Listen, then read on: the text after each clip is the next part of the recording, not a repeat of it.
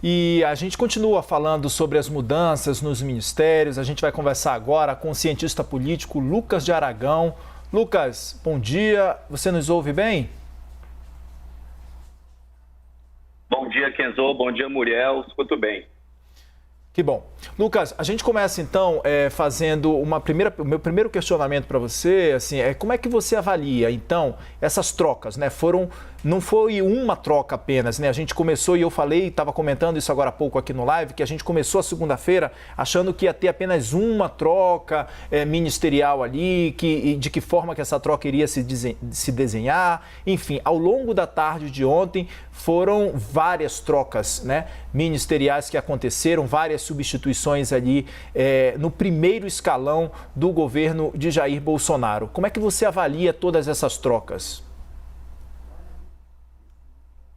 Olha, Kenzo, a reforma ministerial já era esperada dentro do Palácio do Planalto. Agora, as pessoas estavam achando, dentro do Palácio do Planalto, que essa reforma viria fatiada. Eu estive lá no Palácio, conversando com algumas pessoas da Segov em janeiro, em fevereiro, e a ideia era fatiar essa reforma ministerial de maneira mais lenta. Uma reforma ministerial, ela ocorre normalmente depois de uma mudança de poder, né? A gente teve uma mudança grande das placas de poder no Congresso Nacional, com a vitória do Arthur Lira e do Rodrigo Pacheco na Câmara e do Senado.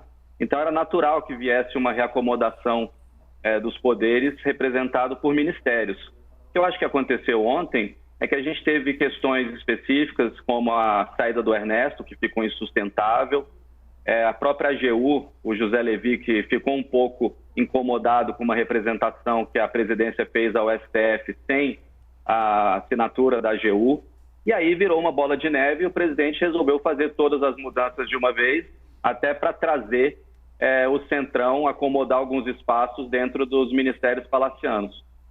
Agora, Lucas, em entrevista à CNN há pouco, o Ricardo Barros, o deputado, afirmou que o presidente Bolsonaro se alinhou politicamente ao centro. O que o presidente pretende com essa postura? Já está pensando nas eleições de 2022? Pode ser esse o pensamento? Tentar trazer o Centrão mais próximo depois do que aconteceu nas últimas semanas com Ernesto Araújo, por exemplo? Muriel, ele já tinha se aliado ao Centrão, né? A gente já tem alguns ministros que são ligados ao centro político, o próprio Fábio Faria, ministro das Comunicações.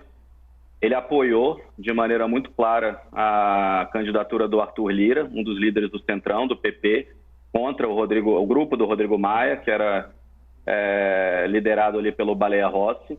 E ele já tinha ali feito movimentações para criar uma base aliada dentro do Congresso Nacional. Essa base aliada, ela é muito fluida, ela não é uma base aliada super organizada. A base aliada decide quando vai ser base aliada. Essa base aliada, ela é às vezes base aliada, às vezes independente, às vezes age de maneira mais dependendo dos seus interesses, não necessariamente do governo. Eu vejo essa movimentação do Bolsonaro como uma estratégia para solidificar essa base aliada no Congresso, para se proteger. Quanto a 2022, claro, também tem uma visão para 2022. Agora, não dá para dizer que só por conta dessa reforma ministerial esse centro está garantido com Bolsonaro em 2022. Esse centro político vai tomar decisões baseadas em outras variáveis. Começa agora a ter uma relação um pouco mais firme, principalmente com a presença da Flávia Arruda na Secretaria de Governo. Agora, esse caminho é longo, a gente tem obstáculos, a eleição é em outubro de 2022, o que vai definir para onde o centro vai, os centros políticos são outras variáveis. Hoje eles estão mais próximos do Bolsonaro, tem tudo para continuarem mais próximos do Bolsonaro, mas eles vão tomar suas decisões baseadas em variáveis. Quando a gente chegar em 2022... O centro não vai olhar para o passado e falar, bom, por conta daquela reforma ministerial, a gente vai apoiar esse governo. Vão ter outras variáveis que vai contar uma história de para onde esse centro político vai.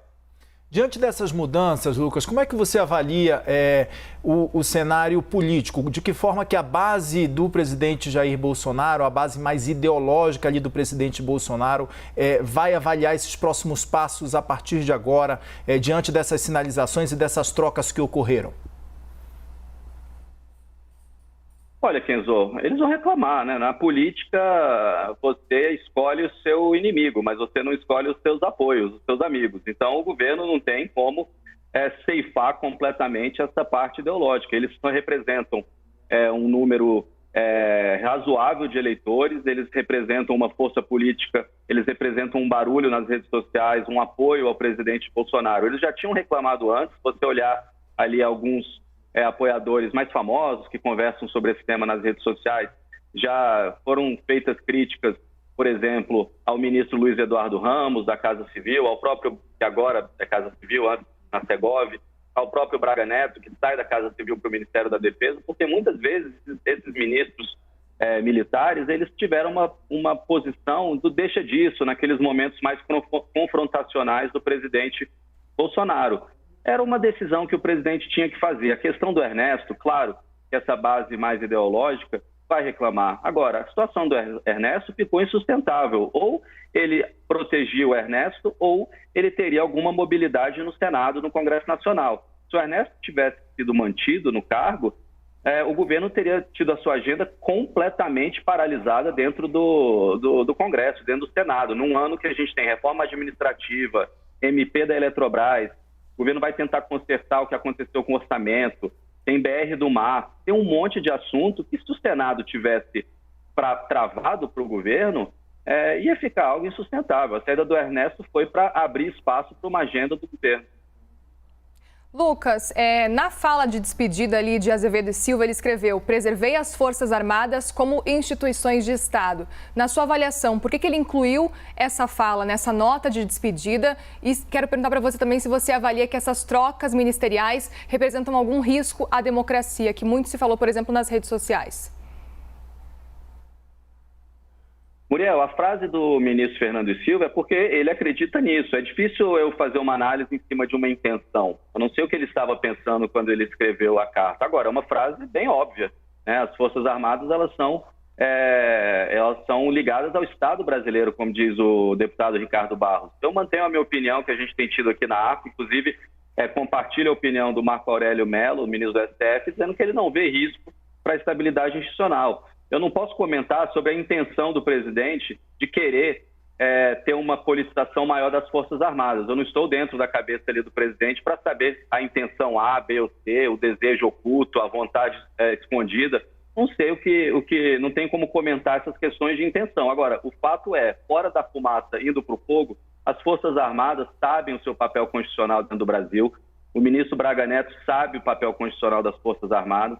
As Forças Armadas organizadas sabem o que tem que fazer como papel de Estado, não papel de governo. Então, eu não vejo risco à democracia, não vejo risco à estabilidade institucional, e eu acho que essa mudança, claro que gera muito rumor, muita fumaça, muita dúvida, mas no final do dia eu acho que a estabilidade e as instituições brasileiras são super protegidas. Lucas, o que se falou muito nos bastidores ali com a saída de Fernando Azevedo e Silva é de que o presidente Jair Bolsonaro queria as Forças Armadas mais próximas a ele. Como é que você classificaria, pela sua experiência política, de análise política que você tem, como é que você classificaria essa proximidade aí que o presidente sinaliza ali, que ele quer as Forças Armadas mais próximas dele?